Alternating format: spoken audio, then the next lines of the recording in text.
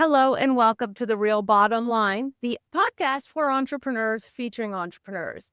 We are so excited to have our guest today, Ray Samuel.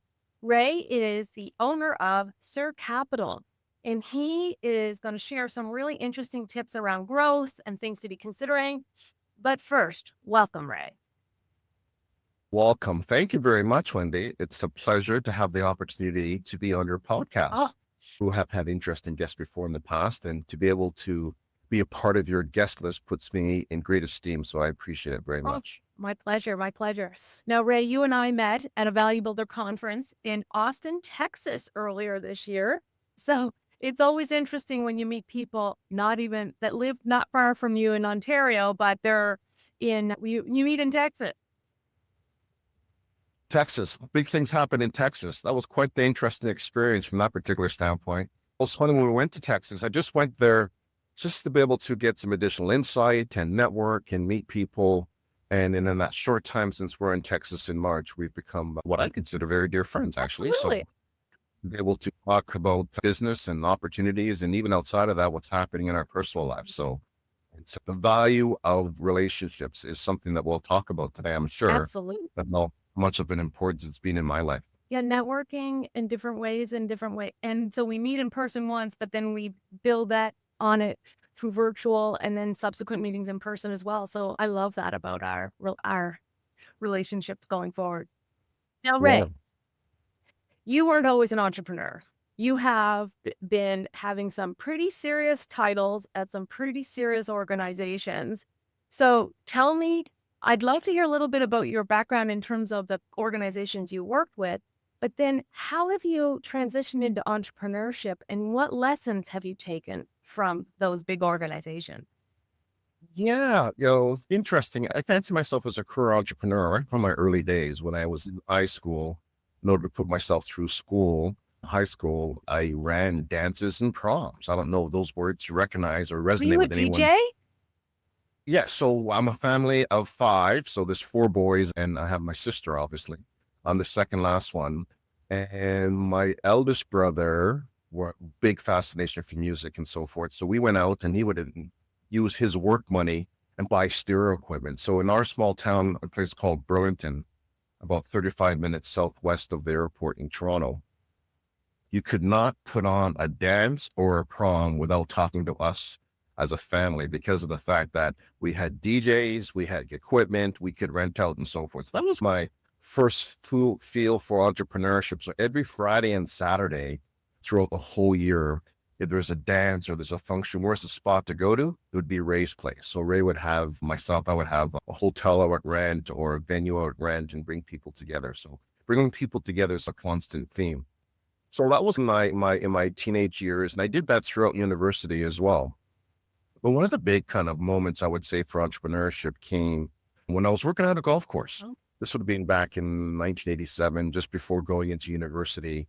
And my partner and I were on the golf course, and it was a hot, sweaty day, if you will. And we started doing some math and some calculations and saying, for $8 an hour, there has to be a better means to make more money than this. And then we just kind of went through a list of things that we have to do around the house. Okay, we can go out and cut some grass. I said, well, I'm allergic to grass. Okay, we can go do window cleaning. Let's do some window cleaning. I'm afraid of heights. Anyway, we settled in on a thing called driveway sealing of all things. And so driveway sealing, the differing point that we're going to go ahead with was we're going to hand apply it. So as opposed to spraying it on, we would hand apply it. And it was interesting. We went out there and did the starving student styles. Hey, can you support us? We're going to university next year. Can we seal your driveway?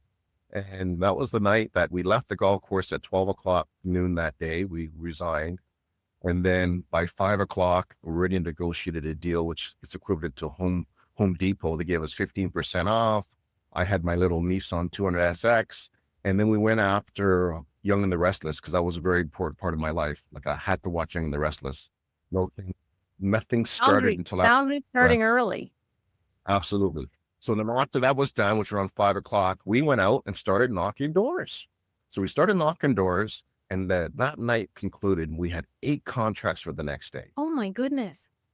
Quite literally, we haven't looked back. Yeah. So her and I went on to do some other things, but work of entrepreneurship. And I credit my mother, believe it or not, in the sense that she wasn't the one that was saying, because we were using the driveway as a storage facility for this big truck with driveway sealer on it and an eyesore in the neighborhood. She never turned back and said, get a real job. What are you doing? She just kept on encouraging us to do what we're doing. So that was the catalyst to going off to university and finishing off with a business degree in communications and business, and then falling upon the deregulation of telecommunications. And then we developed a company. If you currently enjoy a flat rate calling program on your mobile phone, that was the genesis of a company myself and two other people had founded called London Telecom. And in that exercise, if you will, that business venture, we provided flat rate long distance calling to geographies wanting to call into Toronto. And then from there, just catapulted into one business into the next. So that's my journey of entrepreneurship. What I love about that story, Ray, and that's new to me. We've never talked about this, so this is real cool. What I love about that story is, hey, there's got to be something better. Let's do a brainstorming session. And then you didn't wait for perfection. You didn't go out and research how many driveways might actually want to have it sealed. No, we're just going to go for it. And then we're not waiting for them to come to us. We're going to go knock on their doors. So thinking about all those things through, I think that is the mark of a really natural entrepreneur. Yeah. So here's the thing. And what I've learned as we're talking about other ventures along the way is that done is better than perfect. Things we use words today like innovate, innovation, progression. All that means is that we've never created the perfect product. There's an opportunity to perfect it or to advance it from its original state. By advancing it to from its original state, it allows to bring more people into the tent, allows to bring more consumers into what we're doing so we can expand our audience. By expanding our audience, we're creating more revenue opportunities for shareholders and stakeholders and the like. I think when you say innovate, one of my favorite I words is iterate. Yes. To start with something, get some information and feedback from the market, change it up a little bit, change it up a little bit, change it up a little bit, but not always shipping. I love Seth Godin. Have you ever heard this quote from Seth Godin?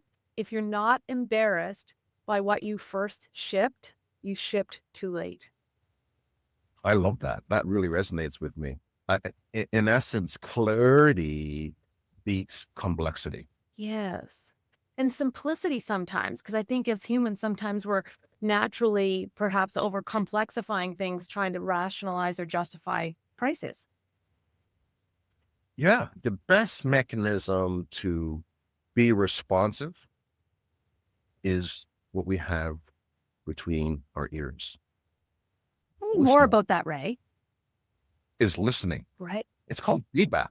Yes, we sit down in our respective labs and on the golf course in the back of and creative ideas and so forth. And one of the things I learned in my early career is about, in order to progress and build upon something, you have to get pedestrian. That term has always stayed with me. What does pedestrian mean? Pedestrians are people, or your customers. Yep. To the extent that you can move away from the ivory tower and get down to the crosswalk with the people at large and have your ears open, information will come in and you can iterate as you just finished adjusting. And that clarity, right, is perfect because it beats complexity. Yeah. We make things complex over here and it becomes easier and easier as we listen to prospective customers, just general feedback. What do you say to people who have that perfectionism in them? Like, how would you communicate this iteration or innovation concept? Have you run into in your work people who have to have things perfect before they go? Yeah. So it's interesting. I think of my daughter, her name's Brianna. As a kid, she's very technical. So here she is now, she's 26 years old and everything had to be perfect. And it was interesting when she moved from like Montessori to the next grade, into the next grade, into the next grade. I always hear the same thing. And perfectionism is, I believe, part procrastination. Ooh. So if you think about it, so perfectionism was that we have to get it perfect before releasing. Is it your definition of perfect? Or is it the audience's definition of perfect? And how do you So know if it's the audience definition of perfect if you haven't shipped it? exactly. Mhm. So to the extent that we can get the stimuli and get the feedback and put it out there, and it's not personal. In my experience that, and I do a lot of referee coaching and some other things as well. And I've learned, it's taken me a while to learn. I learned in my early 20s is the fact that when someone says no, or someone provides a negative comment, it's how you choose to respond is how you receive that feedback, right? So it's our tendency to internalize that as a dig against us as a person. Well, how can it be a dig against us as a person if I just met you for 5 minutes, 10 minutes, and you don't know a little bit about me and I don't know a little bit about you? And every comment that comes in, you're taking it personal. But to the extent that we can park that, not have an impact our day to day, that will lead away from perfectionism because we put it out to the best that we know at that particular time. And then we be proud in how we share it and just listen and take the notes. So that's what I would say with respect to avoiding perfectionism. We had a model back in my early days in the energy business. I was one of the original guys in direct energy driving their commercial sales. And we're in these marketing meetings all the time. And it was like, we just got to get it 65% right. Let's get it 65% right. So as opposed to printing 100,000 copies of this brochure, let's just do 5,000. We'll get feedback, we'll iterate, and we'll modify it for the next week and the next week and the next week. So that's what we did. We used the benchmark about 65%. What feels like 65%? It's the stakeholders around the table thinking things through from the respective disciplines and departments, finance, customer service, risk and compliance, and so forth. We've got our thoughts. We've got this document. We've got this program. Let's put it out there. Yeah. Let's really have our ears open. Let's train customer service to get the feedback. Let's create the focus groups and be ready to move quickly. And that's how I've lived my professional life from that standpoint. I love So it. That's a little bit like strategic coach would had the 80%, but 65% is even easier. Like it takes that pressure off. So yes, if you do it 65% right the first time or 80% right the first time, and then you go back and iterate again and do it another 80% on top, now you're at 96%, right? So who else? There's very few industries that need to be at 100. I'm going to say anyone cutting into my body, yes. You can put that. But very few of what we're doing is if we don't get it, if we get to 96%, that's still really good. let's stop and just, if you don't mind, and pay homage to I believe one of the greatest innovators that we've seen in our time. Not to suggest that they're not others. I think of Steve Jobs. Mhm. Think of him in his black outfit going on stage and delivering this thing that looked like a square loony or toonie, if you will, Yep. for your meeting, for your US audience. That's a coin. And this holds 1,000 songs. And someone goes, are you crazy? And if you think about this, for those that have a mobile phone, which is about like 85% of the world, there is more compute power in your handheld device that sends someone to the moon. Crazy, isn't that? You think about in terms of what was the perfect device that Steve Jobs released to where it is now. And it goes back to the question or the word that you just mentioned moments ago about iteration. We're constantly iterating. So here I am. I've finished my phone package and now it's like I've skipped a generation. I think the new one's called iPhone 16. And here I am. It's like there's more features that was in from my 14 that I had, and 14 had more features than 13 and 12 and whatever the number happens to be. And I think that feature set or the ability to keep that product line alive, Paul, being the iPhone, is because of the fact that feedback is coming in, Yeah. technology is advancing, consumers are wanting more. And to the extent that they can bring a team together and listen, you get another version. And guess what? You and I are suckers to go ahead to get the latest and I greatest. I will say I've reached my max on those guys. I'm like, do I really need this? Is it worth it? I've started asking those questions because I did upgrade every model until now it's almost like so specialized, but it does keep them alive. It does keep the market talking about them, which is good. And your other question with regards to lessons learned that you had mentioned, I would say this, and I just talked about it. The real currency is relationships. It's Yeah. relationships. It's the ability to put yourself out there and be able to lend a hand with no expectation in return. Yeah. And to the extent that I have some daily rituals where it's just instinctive, is what good could I do in the world today? And that good may be, hey, I'm going into the grocery store, holding the door open, letting someone go ahead of me. Or if I'm driving and trying to take a parking space, let someone go ahead of me. So when you talk about relationship being the real recurrent currency, I'm very fortunate from a relationship standpoint. I have relationships that are frequent. I'm talking frequent being 2, 3 times a quarter, Yeah. date back to high school. In my professional career, I have relationships dating back 35 years. And one of the things that I've embraced to really focus on the value relationship is a simple concept. And I shared this with you when we were in Texas together, Austin, Texas, back in March.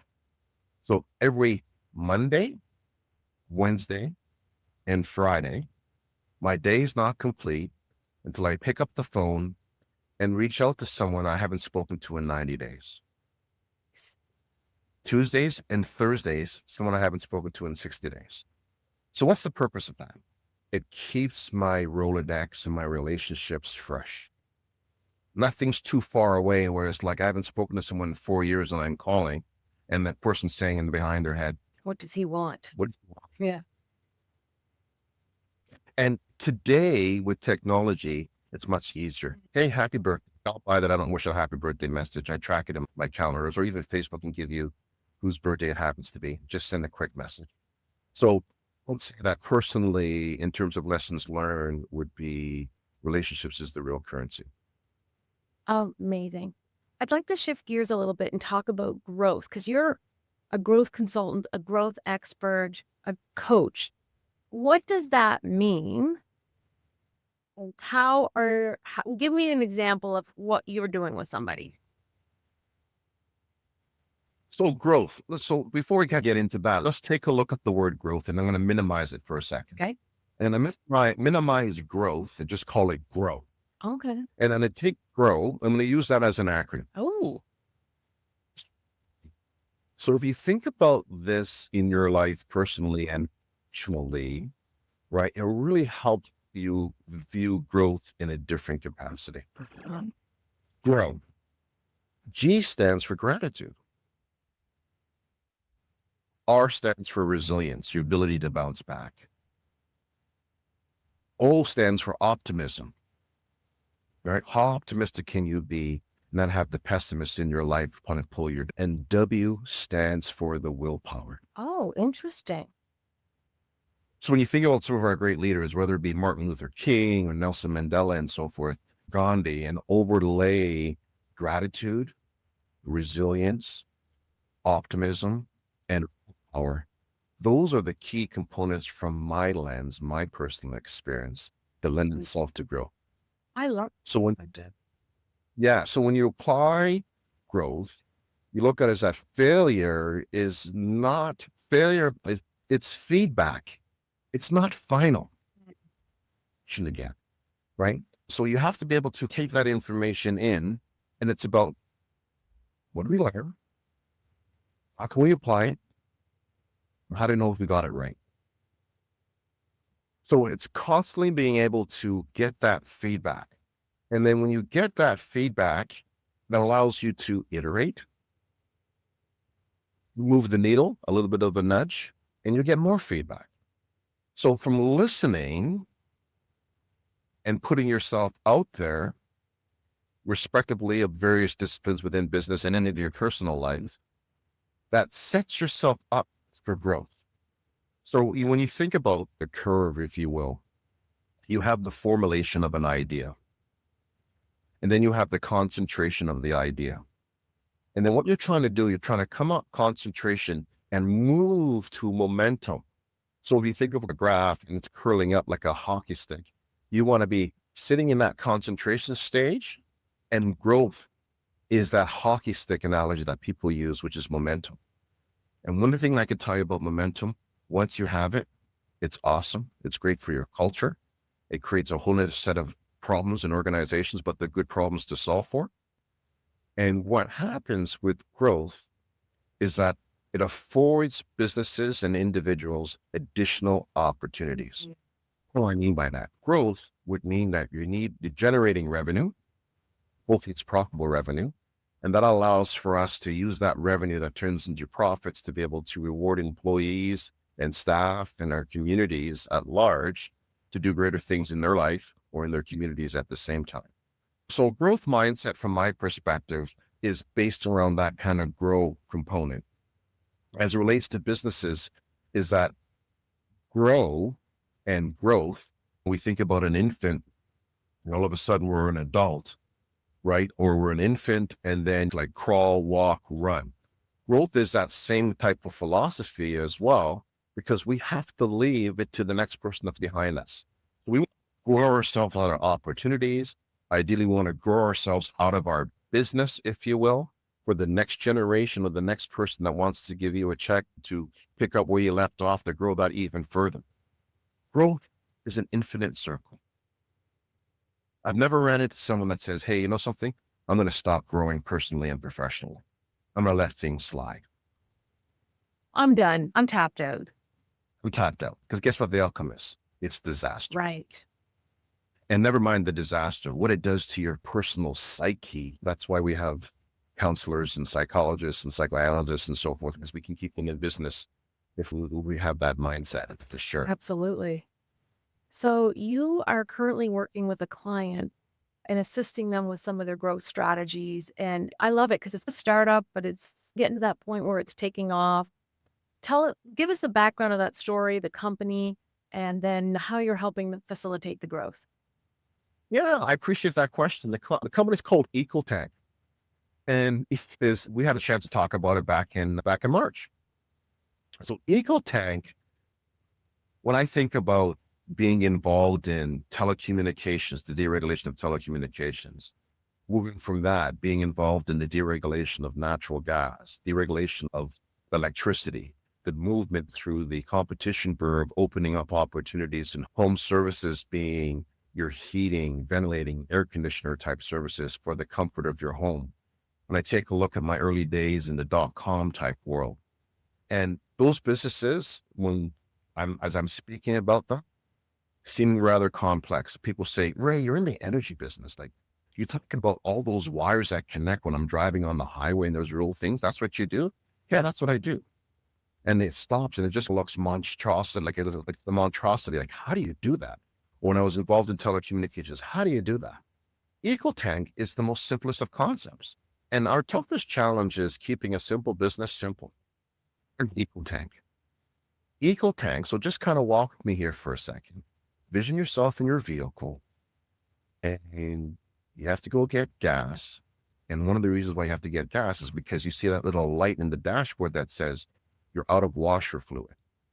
The tendency is to go to the gas station, if it's a convenience issue, and you pick up a jug of washer fluid.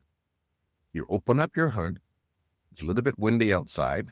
Besides the fact that if you try to open up that safety lock and then you try to pour it into the reservoir tank and it's splashing all over the place, you probably lost a quarter of the washer fluid already. Then you try to put it into the reservoir tank inside there, and then they could be off on your way.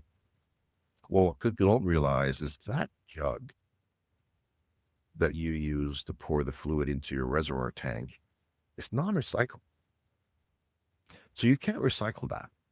So these chaps, Robbie and Jordan, had a problem to solve, right? Which was, we know how to get rid of plastic jugs, if you will. And they've developed a dispenser. So it's a 400-liter dispenser, the same way that you take the gas nozzle and put fuel into your car, you take a dispenser and put washer fluid from this device and put it into your reservoir tank. And the best thing about it, it's pay per use. So you don't have this jug that has a quarter left and it flies around in the back of your trunk. What to do with.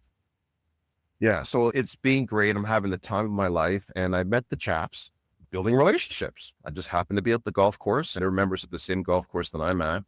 And it was a situation where I've developed quite the reputation. If you have a business or something, you want to get some entrepreneurial advice, experience, just talk to Ray. Go play 18 with Ray. So That's how we started the relationship. And so in starting that relationship, they're in their kind of mid-30s, young guys, and I'm about double that age, if you will. I'm 58. They're in their mid-30s. So the greatest joy at this stage of my life is to be able to give back and have people travel roads that are less traveled, in the sense that if I can divert any speed bumps just by my own experience or the experience of others and pass that along so they can get success earlier, it's a great feeling. So that's what I'm doing for EcoTank. So EcoTank, I'm a growth advisor for the organization. We just recently raised some capital. They've done a lot of the heavy lifting. So we're in every major brand across the country in terms of gas station brand. And when you pull up to a gas station, you're going to see a thing called EcoTank. It's branded with the brand. So whether it be Petro-Canada or ExxonMobil or McEwen Fuels, you pull up to that particular location, Irving Oil as an example, out in the East Coast. You pick up you go to the gas station and you can use the dispenser to fill up your tank.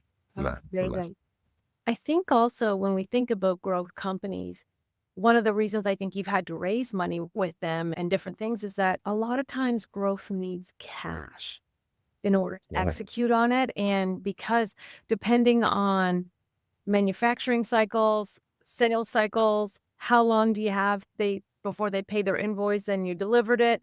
You need to fund that. You need money Yeah. when you're growing fast. Maybe talk a little bit about that. How do I know when I have a good enough thing that I should do that?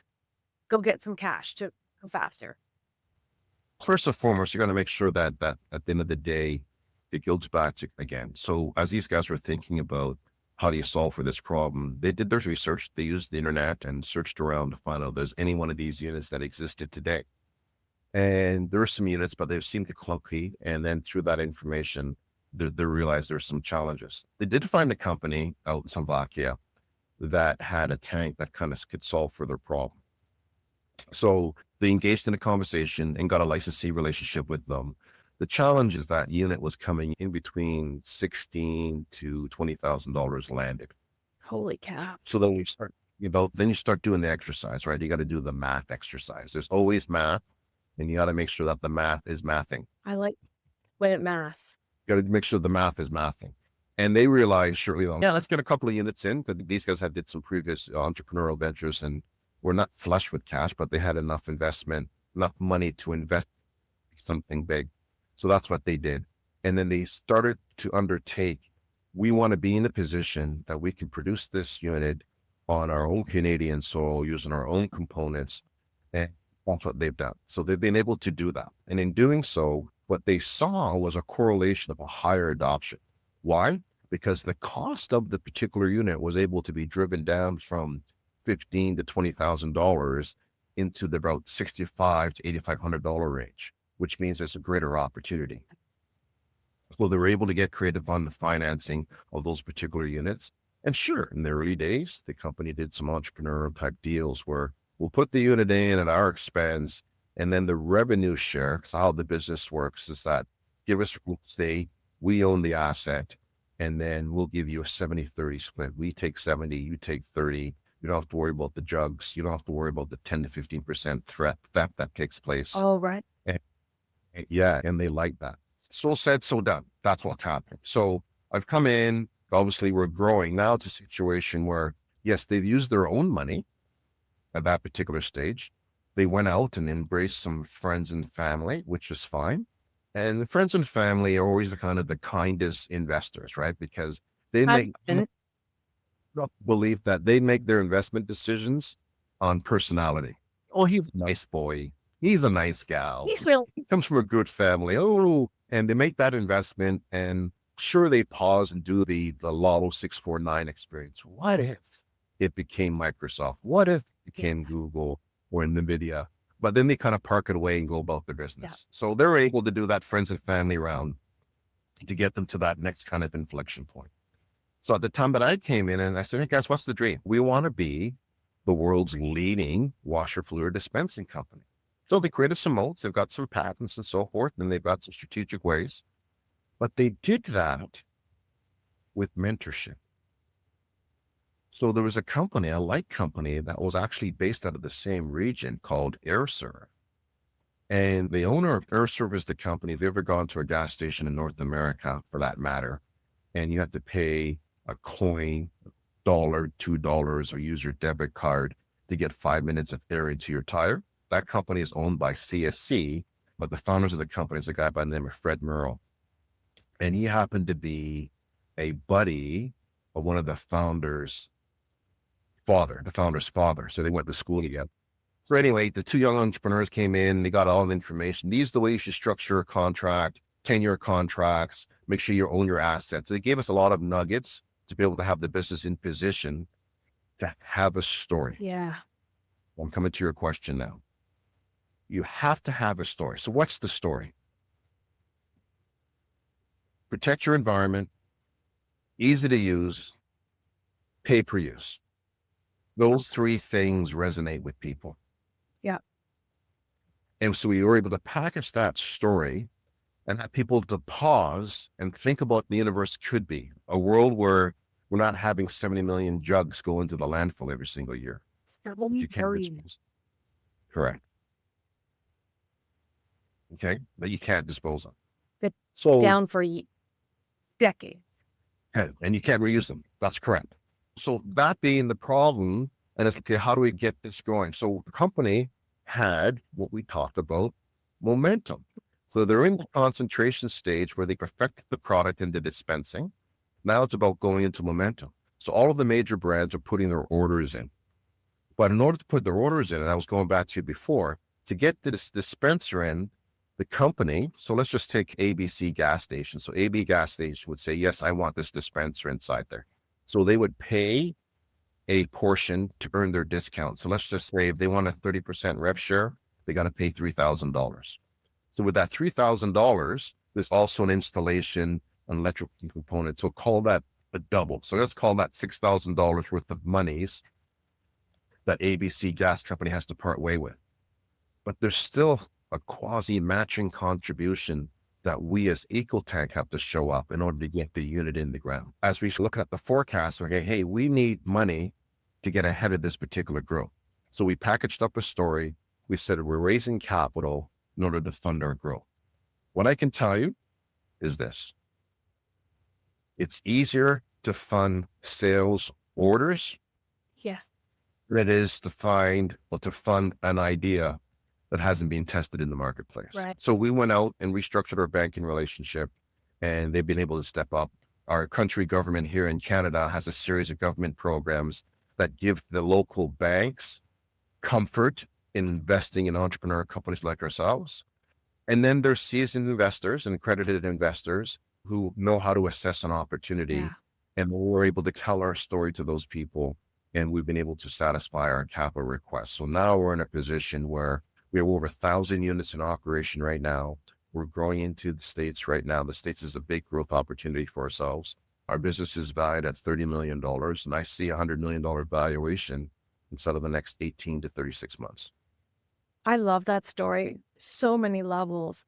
But what I also like is that, so it seems like where you come in and add the most value is when they're in that concentration zone and about to go up for the growth, so that they make sure that things are set up right. They have the right story, and they have, like, you're helping package that story so that they can get that funding.